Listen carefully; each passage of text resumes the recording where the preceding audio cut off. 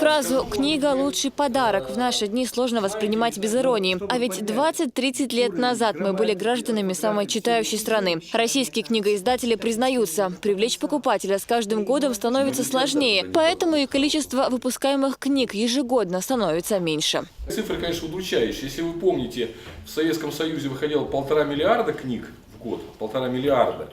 Сейчас мы упали до 500 миллионов. Вот сейчас, в этом году, я думаю, даже ниже будет цифра.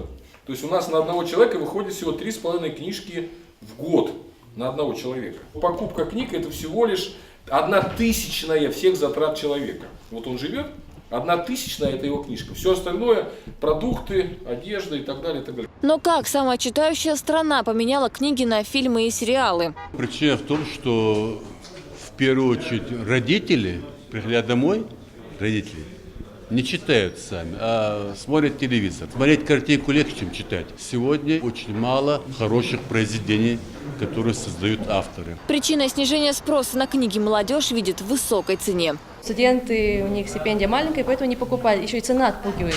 Вы где-нибудь видели, чтобы, например, стояли на улице, например, и говорили бы, что вот выпустили такую-то книгу, такую-то. Сейчас говорят, что там афиша выступает, этот актер выступает, а певицы. Поэтому идут туда. То есть об этом не информируют людей, то есть молодежь.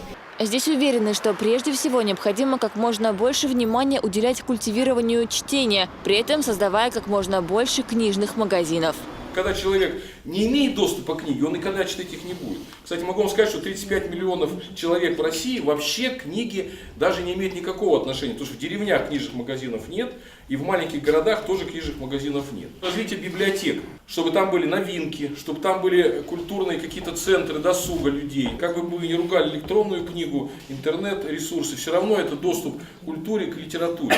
В рамках Года литературы в стране стартовал конкурс «Самый читающий регион России», в котором Чеченская Республика пока занимает одно из последних мест. В числе лидеров Москва, Санкт-Петербург и Казань. Удручающая статистика, не правда ли? Смеясь, он дерзко презирал земли чужой язык и нравы. Не мог щадить он нашей славы, не мог понять сей миг кровавый. Седа Сабарова, Раслор Сухаев и Дани Хавхаров. Новости.